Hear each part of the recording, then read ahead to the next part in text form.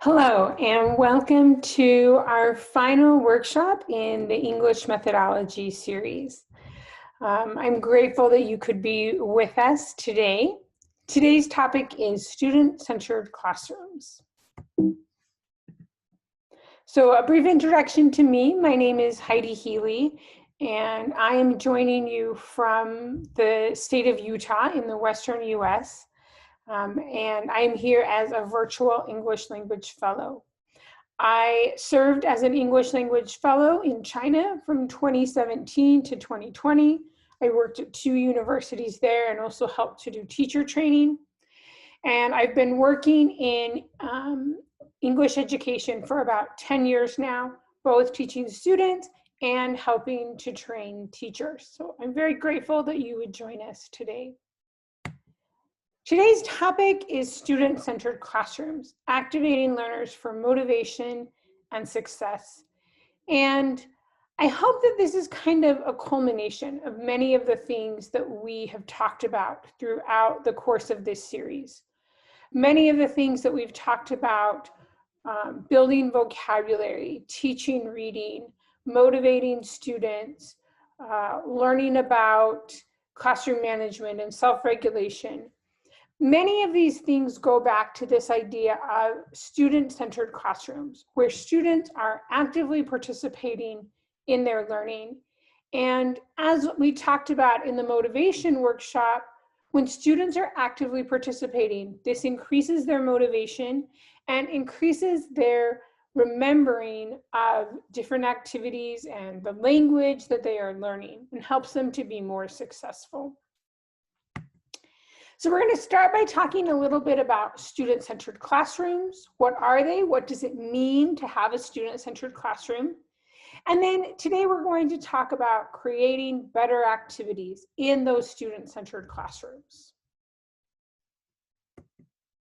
So let's start with a question. What is a student-centered classroom? What does it look like? What does it sound like? I'll give you a few minutes to discuss. For me, a student-centered classroom is a classroom in which the students are actively engaged in using the language. That might involve speaking or writing, reading, but they are actively engaged in the language. A quick experience that I had. When I was in China, I was at lunch with some of my students, and they were talking about one of their other classes. And they mentioned how they always played games on their phones in that class and didn't really pay attention to the teacher. The student then quickly looked at me and said, "But we don't play on our phones in your class. We never have the time." Now, the students might have just been saying that because, well, I'm their teacher and they don't want to tell me that they play on their phones in my classroom. But I also think there was an element of truth in what they were saying. In my classroom, I was always asking them to talk to your neighbor or do this task, or stand up and find a partner to share with. There wasn't a lot of just listen to me talk time. There was a lot of the students actively participating and actively doing. So what does it look like? For me, a student-centered classroom is a classroom in which the students are actively engaged in sharing language with one another. And what does it sound like? Well, often it sounds noisy because all the students are talking at the same time. Now, we talk about sound control so it doesn't get too loud and noisy, but a little bit of noise is a good thing, in my opinion, and in my classroom. I particularly like this quote. This was written by a friend of mine, another English language fellow named David Courtney. And he wrote an article about activities in student-centered classrooms that was in the Forum magazine. And this workshop is based on that article. He said, "Student-centered classrooms create opportunities for learners to have consistent and meaningful interactions, two-way exchanges of ideas using their second language.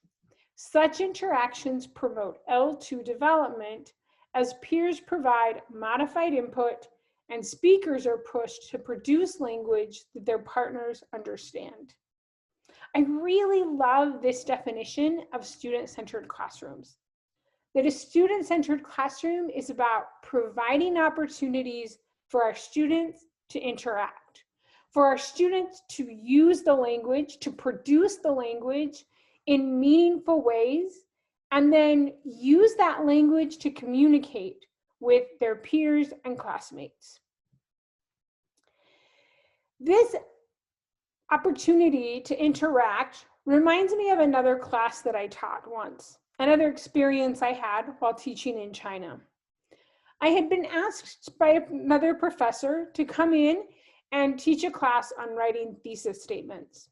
So I prepared my PowerPoint, I prepared my class, I went in and I taught about thesis statements.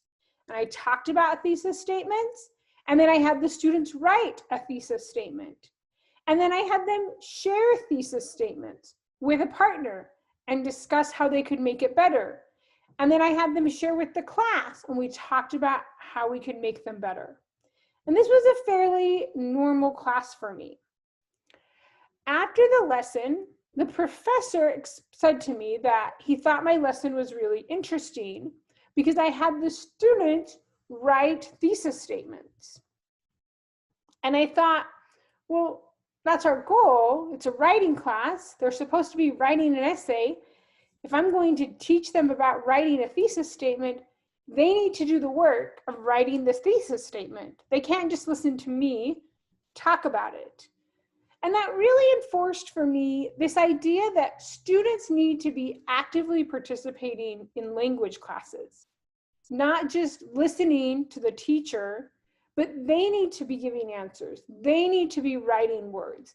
They need to be doing the different tasks to help them learn the language.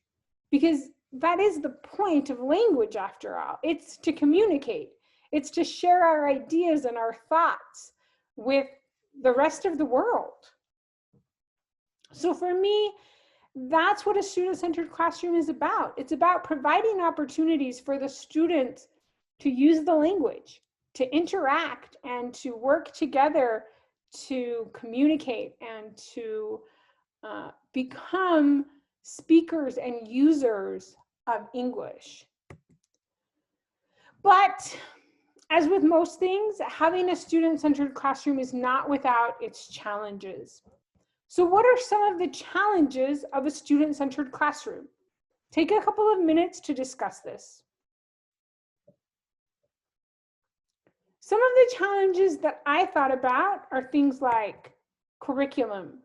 Maybe it's difficult to have a student-centered classroom with your curriculum, or you don't know how to use your curriculum to find student-centered tasks and activities. Maybe space is a challenge for you. A lot of times we talk about getting up and walking around, have students move. And maybe that's just not possible in your classroom because you have a really small space. Or maybe you think time is a challenge. You think, oh, these activities, these things, they sound great, but I don't have time.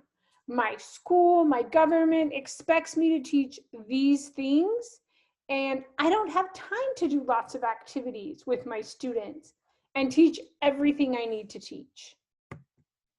Maybe you have a lot of students and you think, oh, how do I do these kinds of activities with so many students?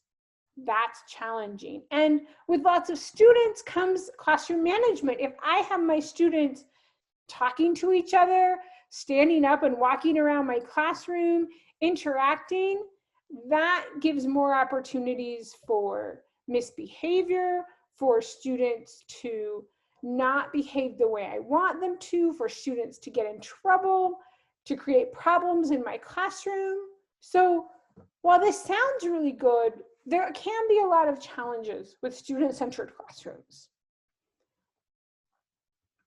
I think most of these challenges, though, we can overcome. And I think in some ways, they're pretty easy to overcome. We just have to think through, how can I overcome my challenges? Maybe you do have a space problem. So getting up and have students walking around your classroom doesn't work, but you can have students turn and talk to a partner. So it's thinking through, how can I, with my specific context, my curriculum, my classroom, my students, what are the best ways that I can help my students interact? And each of us are going to have individual answers and individual solutions to these challenges. So we've talked through what is a student-centered classroom, and we've talked about some of the challenges we face. So how do we build these student-centered classrooms? A really great way to start is just increasing the interaction in our classrooms, having students share more answers with each other or just even with you as the teacher. When you finish a comprehension activity, ask the questions and have the students answer. Don't always just give them the answers, or have them share with the person sitting next to them.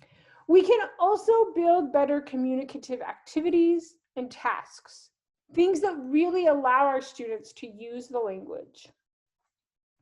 Another great way of building student-centered classrooms is through project-based learning. Unfortunately, I don't have time to talk about all of these today, so I'm going to focus on communicative activities and tasks, but I'll try to post some information about project-based learning on the Facebook page. So how do we build better communicative activities? Well, we need to start by planning communicative activities, activities where students have to use the language, where they need to talk to each other or write to each other. And then we want to look at some other characteristics of how we create a successful activity. We want to create activities that are fun, that are meaningful, that are interactive, and that are routine. Let's talk about each one of them, the benefits they provide, and how they help us to build student-centered classrooms. First of all, fun. Can language learning be fun? Is it okay to have fun in school? Absolutely. Fun reduces stress, and that's a good thing for language learning. When students are stressed, it makes it difficult for them to learn language. Second of all, fun is motivating. It makes students want to learn English. If English class is fun, it's a place they want to be, and this helps to create motivation.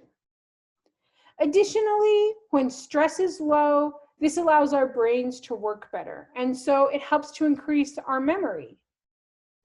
And finally, fun helps to build relationships. This is another topic I've mentioned several times throughout these workshops. One way to build fun into activities is to use student interests. This helps to build relationships between students and between students and teachers. And this creates a good learning environment in our classrooms. So what are some fun language activities? One of my favorite activities is Backs to the Board. This is a vocabulary activity, and it works best in a classroom. So I have a brief YouTube video to share with you of an example of this activity.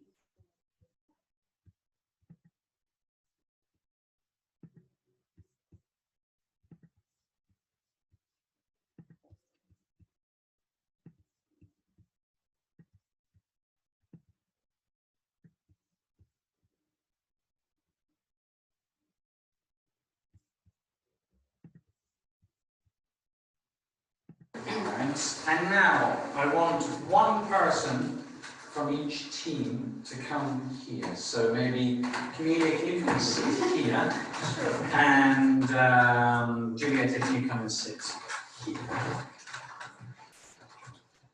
Okay, maybe you can sort of just come a little bit closer. Come a little bit closer, Valia and Valia. And then you come a little bit closer to Communicative. Okay? That's it. All right, now. what I'm going to do, okay, I'm going to write a word on the board here. Okay, I'm going to write a word on the board. All right. Now, you two don't look at the word. Okay. Now, I'll write the word on the board, and then you two have to try to explain this word to Camelia. You have to try and explain it to Julieta. But, all right, you cannot say the word which is here. Okay? You cannot say the word which is here. Okay? And you two, can you look round? No, you can't look round here. All right? So to give you an example, all right, I'll write a word up, all right, and we'll try it, and the first person who gets it correct, it's a point. So for example, don't look around, Julieta. It's just an example. Go. You've got to explain it. You've got to explain it. So she gets it. So she said the word dog, so they would get a point for that. Okay? All right. Now that was a nice, easy example. All right. You don't get a point for that. Okay? Because it was just an easy example. All right. So I'm going to write a word and you have to explain it to the person.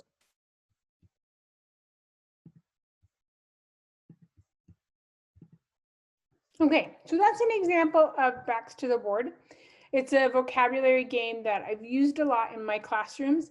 My students love this game. Sometimes class gets a little crazy when we play it, but it's a really good game for practicing vocabulary development. I realized that this game would be difficult to do in an online situation, but there are ways that we can adapt this. A similar game that I've done with my students involves vocabulary cards. So I might just have my students get some pieces of paper and have them write on the pieces of paper some vocabulary words we were working on. For example, maybe I was working on occupations. So I have words like teacher, police officer, doctor, baker. If I was in person, I could write the cards for the students and then just hand them out face down. At home, I could have the students make some papers and then just have them shuffle the papers, tell them, don't look at it, and then you hold the paper up to your forehead. Now, the problem here is the word is backwards. But usually on a Zoom call, you wouldn't have that problem. So you could have students hold the pictures up, hold the words up on their foreheads, and then explain them to the person, the other person, their partner, and get the person to guess the word.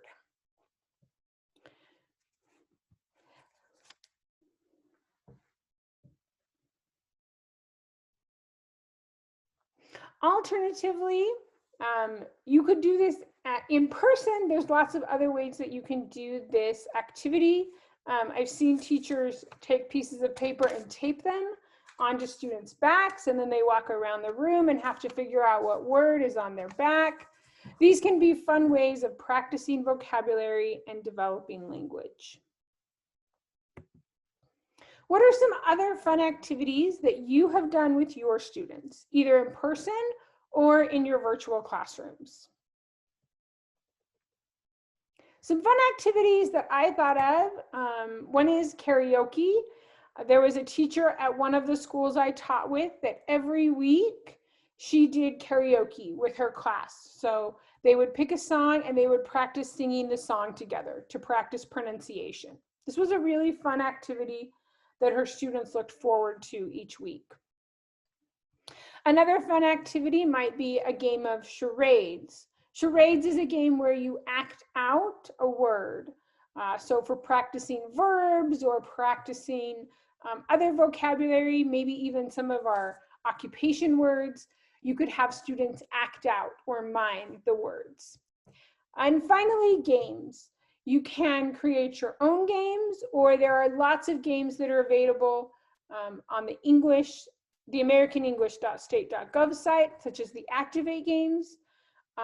You can also create your own games, or even with something as simple as comprehension questions, such as some of the games that I shared in the Facebook group for reading comprehension this past week.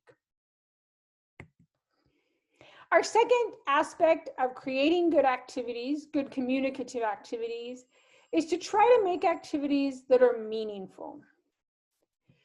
Meaningful activities are activities that require students to use language in authentic ways, to express their opinion, to solve problems, to communicate and share ideas.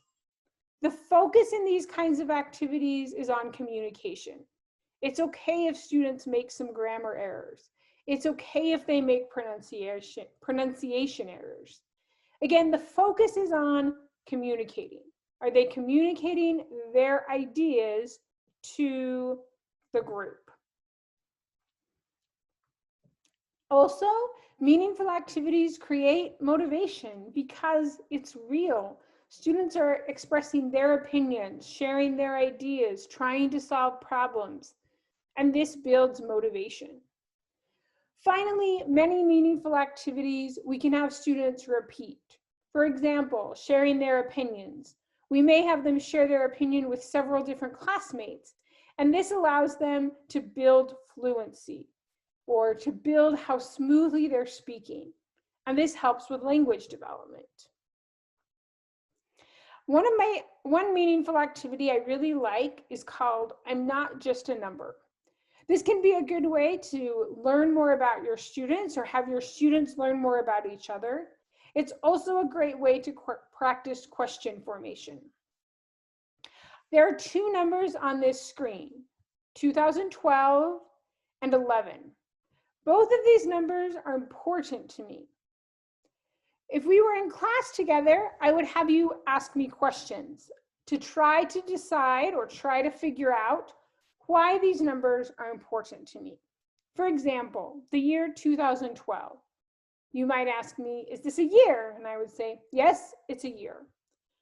What's something important that happened in this year? And you could ask me different questions. Maybe you ask, is this the year you came to China? No. Or you went to China? No. Or is this the year you got married? No. Or is this the year you graduated? Yes, this is the year I graduated with my master's degree in teaching English. Next, I have the number 11. Again, you might ask me different questions to figure out why the number 11 is important to me. In this case, the number 11 is important because it's the number of people in my family. I have my parents, I have 2 brothers and a sister, my sister-in-law, and my 4 nieces and nephews. So go ahead and try this activity right now. Write down 2 numbers that are significant to you, and then ask some questions to determine why those numbers are important.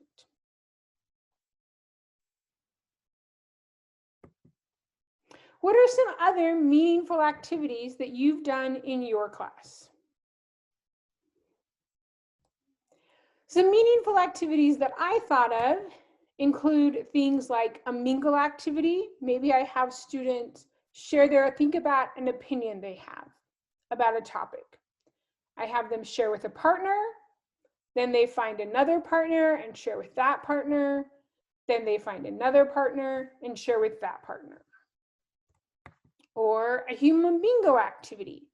I give students a piece of paper with a list of things I want them to look for. Maybe activities that students like. Do you like playing video games? Do you like singing? Do you like running? Do you like swimming? And then they need to find classmates that match those activities. Or give one, get one. This is really similar to a mingle activity, but I might have students write down the answers. So I might ask a question about, give an opinion or have them share a fact. What is one thing you know about this topic? Or what is an irregular verb? Have them Everyone write down, what is one irregular verb? And then they walk around the room and share their answers with each other. Our next aspect of good communicative activities is that they should be interactive. This means we should be using the L2 to complete a shared task. Students should have opportunities to use the L2 with their classmates in order to communicate and accomplish something. These kinds of tasks, as we talked about earlier, build fluency, but they also help students to increase accuracy, because in order to communicate their ideas clearly, they need to use the correct grammar and vocabulary. That doesn't mean that they're 100% accurate, but it does help them over time to increase their accuracy because of their need to communicate with another person. An interactive task I like is to do some interactive writing. So some of you may have done activities before where you have students write the beginning of a story, and then the next person writes the next sentence in a story, the next person writes the next sentence in the story, or something similar. This is an adaptation of that activity that, again, was shared by my friend David Courtney. And he, that I really liked. So the idea of this activity is collaborative writing, but also helping students to learn about using transition words or different paragraph structures. So he shares this example. You would give each student a template. For example, this one, a busy day in my life. And we have the transition words first, second, after that, and finally. So in this activity, I would give each student a template, put them into groups of 4, and then they would pass the template around the circle. So everybody would write sentence 1, and then they would pass the paper. Everybody would write sentence 2, and they would pass the papers. Everybody would write sentence 3, they would pass the papers. Write sentence 4, pass the papers. And then they could read the 4 paragraphs that they wrote as a group. Here's a couple examples of some paragraphs that were written using this technique. So here we have the busy day in my life. Our template is over here on the left. First, I woke up at 5:40 a.m. Second, I walked 2 miles to school. After that, I took an exam and walked home for lunch. Finally, I returned to school because I forgot my wallet. It was a busy day. This is a very basic, very good start to teaching students writing. For more advanced students, I could use more advanced transition words. For example, it's important that, for example, however, nevertheless, in conclusion. Here, students have to pay attention to what is the meaning of these different transition words. For example, with however, I need to put some kind of contrast. With nevertheless, I need to put some kind of conclusion or following action. So here's an example paragraph that might be written using this template. It's important that we consider the risks of smoking for our health. For example, smoking can cause cancer, gum disease, and poor blood flow. However, in movies, smoking looks attractive because my favorite superheroes smoke while they fight villains. Nevertheless, those heroes may be in the hospital someday because of smoking. In conclusion, humans don't have superpowers, so we need to find ways to quit. In addition to teaching using transition words, we can also teach students paragraph forms. I really like teaching my students this paragraph template to help them in writing opinion paragraphs. So they start with their opinion, then they give a reason, then they give an example, then they give their opinion again. For example, if I ask students, what is your favorite place to go on vacation? They start with an opinion. My favorite place to go on vacation is the mountains. You give a reason. In the mountains, I always feel relaxed and happy. Then an example. For example, I love camping in the mountains near Capitol Reef National Park. And end with restating the opinion. Camping in the mountains is the perfect vacation for me. Now I can have students participate in a collaborative writing activity by helping each other to write this type of a paragraph.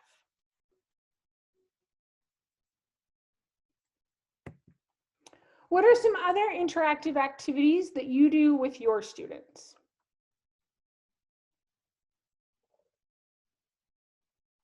Some interactive activities that I've done with students include playing the game Telephone. This is a game where the teacher gives, you have rows of students. And the first student in each row, you give them a sentence. Then the student has to tell the next student in the row the sentence quietly. And then that student tells the next student, and that student tells the next student. When it gets to the last student, then you have them say the sentence and you see if it matches. This can help students work on pronunciation and accuracy, but they're telling each other, so it becomes interactive. Information gap activities, these are pretty common in many textbooks, but it's when one student needs some information from another student. They ask questions in order to get that other information. Problem-solving activities where students have a task and they need to solve a problem. One example of this that's pretty common is the desert island problem. You tell students a story. They were on a ship and the ship wrecked, the ship crashed and it's sinking. There's an island close by that you can get to, but you only have enough time and energy to carry 5 things. Here are 10 things that are on the boat. Which 5 things are you going to choose to help you survive? Students would choose their 5 things and then they would get in a group, and now as a group, they have to agree on 5 things as a group. What are the most important 5 things? This is a great interactive activity to help students develop their language skills because they have to say, this is what I would take and this is why. Finally, reading activities such as jigsaw activities, where different groups read different sections of a text and then they have to share with a different group, can be really good interactive activities for reading. Our last characteristic of good communicative activities in student-centered classrooms is activities that are routine. Routines are important because they are easier to implement. You don't have to explain how to do something or the directions or the rules every time. It becomes something that students just naturally know how to do. Because of this, they have better on-task behavior, meaning you have better classroom management and less problems.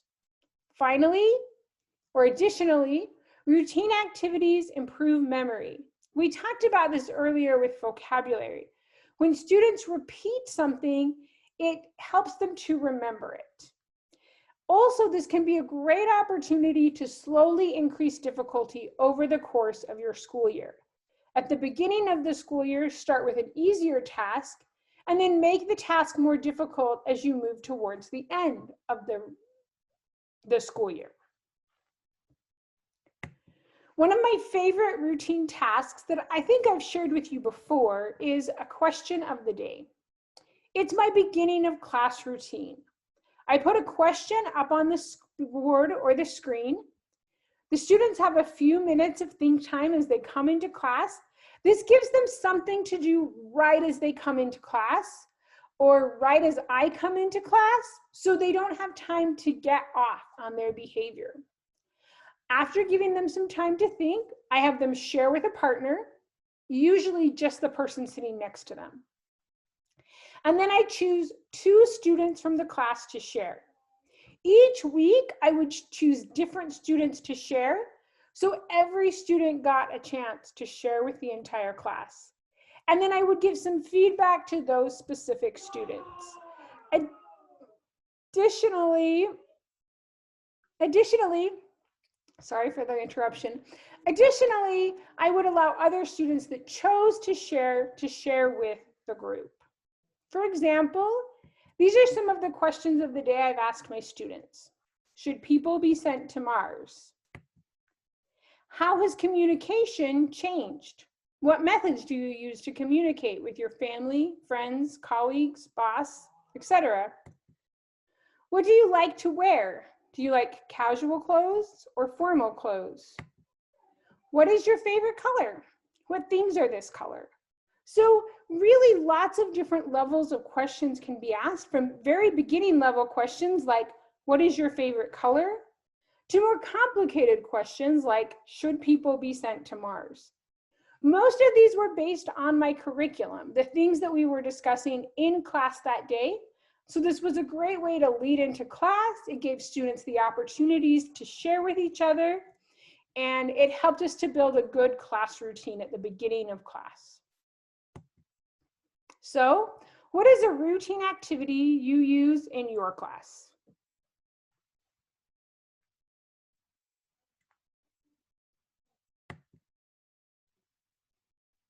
Some other routine activities that I've done in my class include exit tickets, having students write a note or a task at the end of class, having students do vocabulary presentations on idioms or phrasal verbs or interesting words they've come across in their listening activities, having students engage in error correction tasks, so having them either correct sentences that are written on the board, or having them write a paragraph. I mark the paragraph for errors, just marking the paragraph without fixing the errors. And then I have the students correct those errors. I've also had students do routine writing tasks. One writing class I was teaching, we met Monday through Thursday, and we were working on writing essays.